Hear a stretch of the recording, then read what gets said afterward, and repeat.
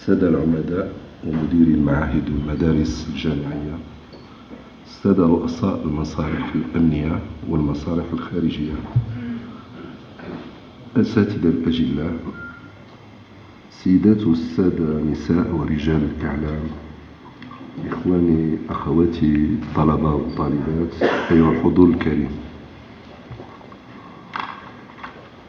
أريد بداية أن أشكر السيد رئيس الجامعة والسيد عميد كلية الحقوق على هذه الدعوة الكريمة وتشريفي بإلقاء عرض مقتضب حول هذا البحث العلمي، وأعتبره تشريف كبير بالنسبة لي شخصيا، وأنا دائما أعتبر نفسي منتميا للجامعة قبل أن أنتمي إلى الإدارة. Mesdames et messieurs, je voudrais d'abord vous remercier tous d'être présents aussi nombreux. Ça me touche personnellement énormément et j'en suis d'une très grande fierté. Je vais essayer d'être à la hauteur de l'attente de ce charmant public, tellement nombreux qu'il n'y a pas suffisamment de chaises pour le contenir. Alors, comme vient de le dire Monsieur le doyen, j'ai eu l'honneur et le plaisir de soutenir dans une université marocaine cette thèse de doctorat d'État. Dieu a voulu que ce soit au Maroc parce qu'à l'origine, c'est une thèse, comme je l'ai raconté à tous, qui était déjà prête en 1995 et qui devait être soutenue en France. Les événements ont fait que des circonstances particulières touchant à ma carrière m'ont empêché de la soutenir à cette date, et donc de mutation en mutation jusqu'à cette année, jusqu'à l'année dernière, en 2008, où j'ai eu le plaisir de la soutenir devant une université marocaine, et j'en suis très fier. Alors, de quoi il s'agit ? Il s'agit d'un sujet extrêmement important qui est celui de la commune marocaine. L'initiative de ce travail procédait au début de la volonté de capitaliser l'accumulation d'une riche carrière personnelle au sujet du grand projet national de décentralisation. C'est une initiative et une entreprise à laquelle j'ai eu le privilège de contribuer de très près des décennies durant. J'ai, au cours de ma riche carrière administrative, et j'en remercie Dieu, j'ai eu le bonheur de participer de très près à la construction de ce grand chantier de décentralisation. Et pour avoir eu la chance d'être à la fois le témoin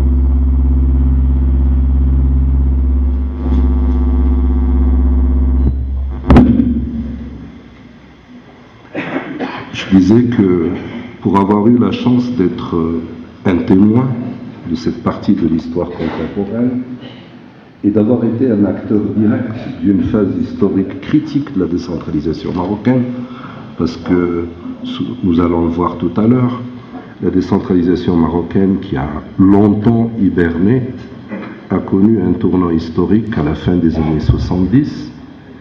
Et moi, je suis arrivé au ministère de l'Intérieur exactement au début des années 80, au moment où démarrait cette relance du processus de décentralisation. Et pour la petite histoire, en arrivant au ministère de l'Intérieur, souhaitait que moi, avec un groupe de jeunes universitaires qui arrivions au ministère de l'Intérieur, souhaitait tout de suite que nous fassions la carrière préfectorale.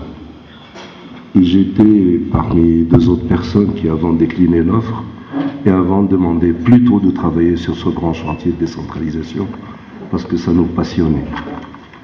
Et donc, il me paraissait dommageable, pour avoir vécu cette expérience extraordinaire, de ne pas acter cette expérience et de ne pas en partager les enseignements avec vous, avec la grande école du droit public marocain. C'était le point de départ de cette thèse.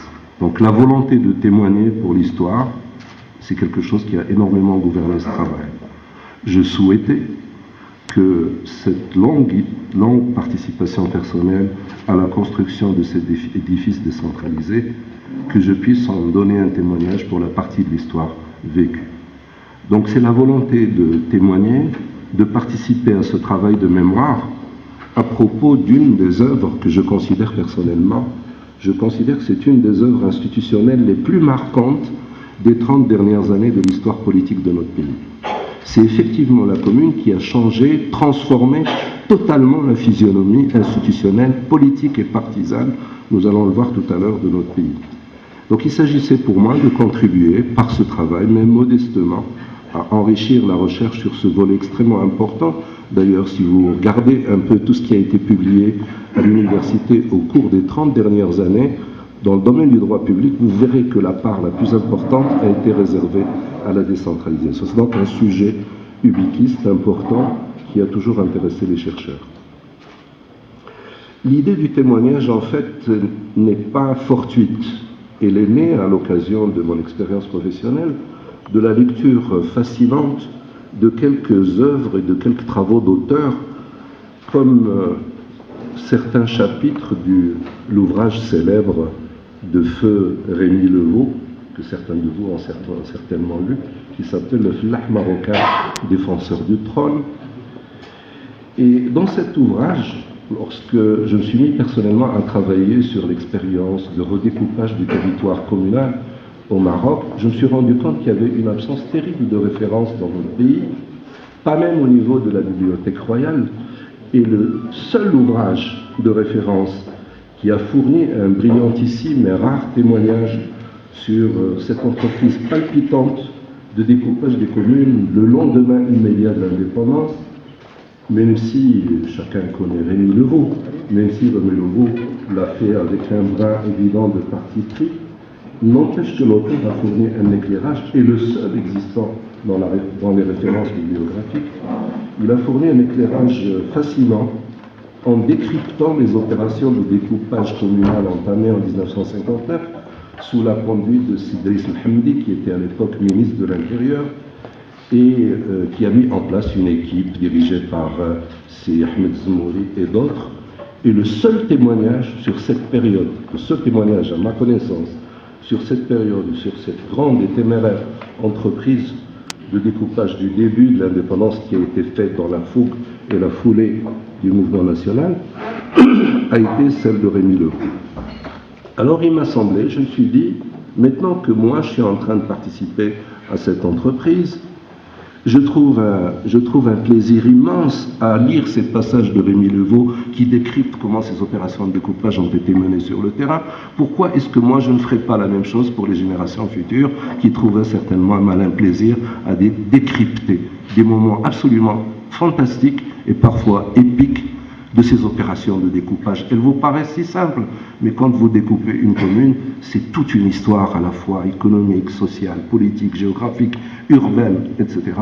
Et ces moments sont des moments historiques très forts pour lesquels il faut garder des empreintes, il faut garder des témoignages. Et donc il m'a paru nécessaire d'acter dans ce même esprit les événements juridico-politiques de notre époque, celle que j'ai eu l'occasion de vivre, concernant la commune. Parce qu'elle m'a paru mériter l'investissement dans l'intérêt bien compris de l'accumulation historique, mais aussi de la recherche universitaire. Cela me semblait aussi pouvoir fournir des références documentaires qui sont très peu accessibles au commun. Nous avons tous fait de la recherche, et un chercheur classique est toujours confronté à la difficulté d'accéder à l'information. Il me paraissait évident que moi je pouvais apporter des matériaux documentaires qui ne seraient jamais accessibles aux chercheurs classiques sur cette thématique et qui peut constituer une source providentielle pour les futures générations de chercheurs, lesquels, naturellement, vous avez un peu plus d'avantages aujourd'hui en tant qu'étudiants et chercheurs. Vous avez l'avantage de disposer d'une profusion de références bibliographiques, contrairement à notre génération, qui a été souvent confrontée à l'indigence et surtout à l'inaccessibilité de la matière documentaire. Moi, je me souvenais, quand j'allais dans les administrations rechercher de la matière documentaire, c'est à peine si le chaouche ne vous botte pas le derrière. Aujourd'hui, l'administration est un peu plus ouverte et il y a une ouverture sur la recherche et il y a une profusion de références bibliographiques. Et puis il y a aujourd'hui ces fabuleuses autoroutes de l'information que représente la toile Internet qui permettent aux uns et aux autres d'accéder à l'information sans devoir se déplacer. Ce n'était pas le cas à mon époque.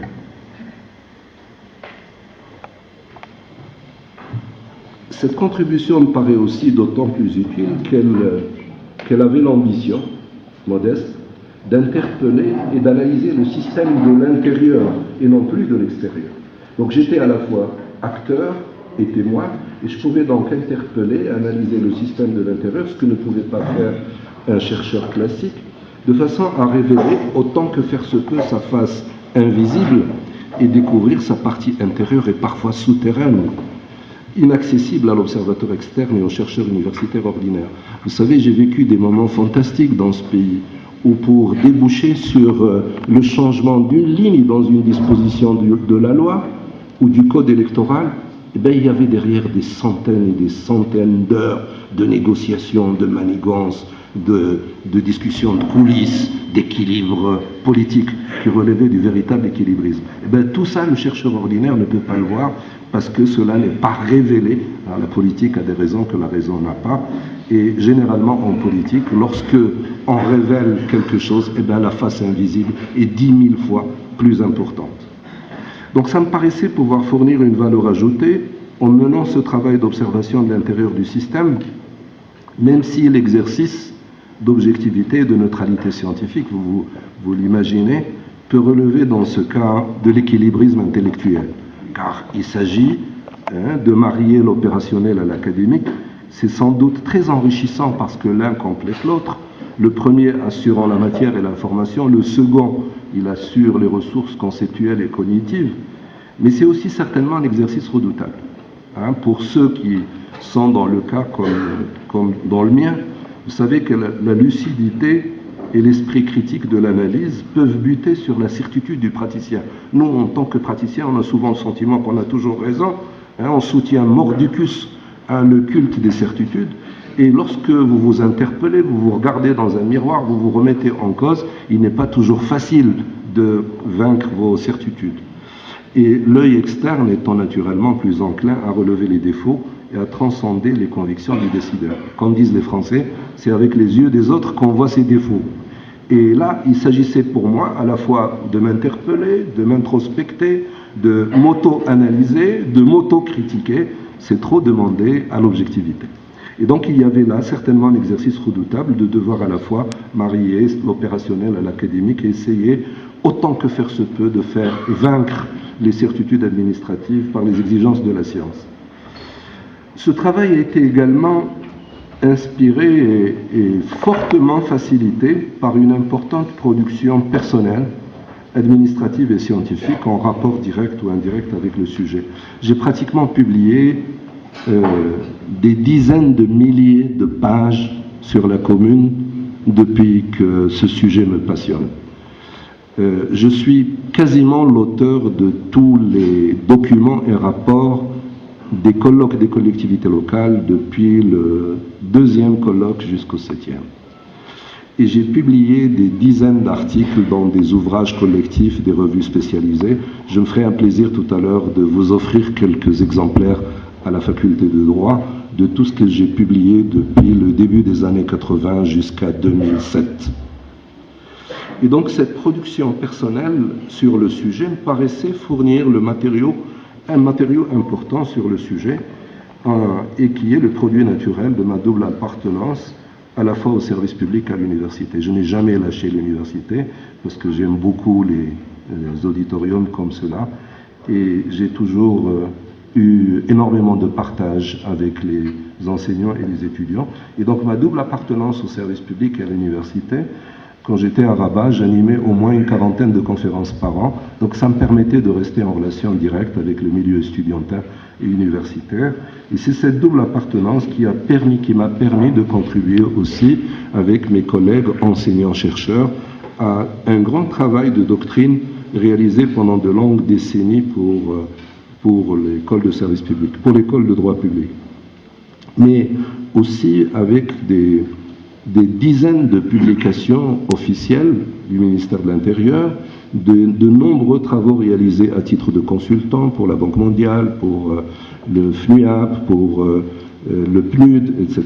J'ai eu une longue expérience de consultant, une longue série d'articles qui ont été publiés dans des revues spécialisées, notamment celle que vous connaissez sans doute tous, qui est la revue marocaine d'administration locale et de développement, la contribution à plusieurs ouvrages collectifs et des éditions de référence, aussi bien au Maroc, notamment avec le GREC, nous avons publié 3 ouvrages collectifs, ou même à l'étranger, où nous avons publié beaucoup d'ouvrages avec les universités étrangères, sans compter des dizaines de conférences et d'enseignements que j'ai pu assurer personnellement à la faculté de droit de Rabat, à l'ENA de Rabat, l'ENA de Tunis, l'ENA de Nouakchott, à l'ENA d'Alger, à l'école de Bordeaux, dans différentes universités nationales, à l'Institut royal de formation des cadres des agents d'autorité de Kénitra, et dans de nombreux instituts et écoles supérieures au Maroc et dans plusieurs pays étrangers. En somme, j'ai pu disposer d'une appréciable littérature et d'une double accumulation expérientielle, à la fois administrative et académique, qui ont servi de background et de prétexte à l'engagement de cette recherche. Exploiter cette précieuse accumulation administrative et académique pour les besoins d'un témoignage que je voulais scientifique et qui s'est imposé comme un travail doctoral, me paraissait aussi être le couronnement légitime d'une carrière que j'estimais personnellement très riche pour moi, en apprentissage, en métissage des savoirs théoriques et pratiques, et en confrontation de la science aux réalités du terrain. En fait, la commune m'a tout donné, et je souhaitais lui donner et lui redonner ce témoignage.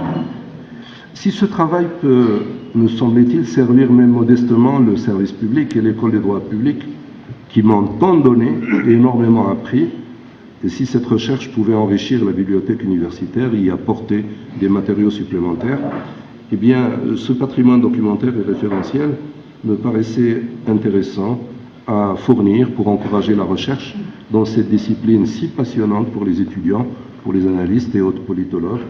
J'en tirerais personnellement la plus grande fierté si cela pouvait vous aider en tant qu'étudiant demain à y voir très clair et à cheminer et apporter également des matériaux supplémentaires pour la grandeur de ce pays et pour le progrès de la commune.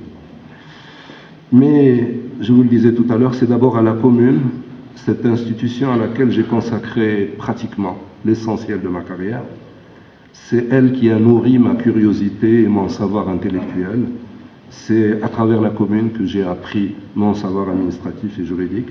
Et c'est à tous ceux qui ont contribué à son émergence et son progrès, car pour construire cet édifice, des hommes et des femmes de très grand talent dans les partis politiques, dans les administrations, dans les universités, que j'ai croisés dans mon parcours par centaines, des hommes et des femmes de très grande qualité, je voulais aussi leur rendre hommage à travers ce travail parce qu'ils ont contribué, j'en ai été le témoin. On pense souvent que des réformes se font toutes seules, mais derrière des réformes, il y a un travail fou d'hommes et de femmes passionnés qui le font parfois avec conviction, parfois avec politisme, mais en tout état de cause, c'est cela qui permet le progrès. C'est à tous ces hommes politiques et décideurs qui ont porté ce grand projet avec leurs certitudes, leurs doutes et leurs ambitions. À toutes ces générations d'élus, et M. le Président rappelait tout à l'heure qu'il était lui-même président de commune, et il garde encore en mémoire un souvenir de ce passage extraordinaire au service de la collectivité. C'est à toutes ces générations d'élus qui ont fait leurs premières armes et qui ont fait leur apprentissage de la chose publique. Croyez-moi, tous ceux, plus de 90% des gens qui gouvernent aujourd'hui le Maroc, eh bien, je les ai croisés dans leur parcours, ils ont commencé dans l'école de la commune. Comme disait Tocqueville, la commune est à la politique ce que l'école est à la science. La commune a permis à des hommes et des femmes d'apprendre à gérer la chose publique, d'apprendre à servir le citoyen, d'apprendre le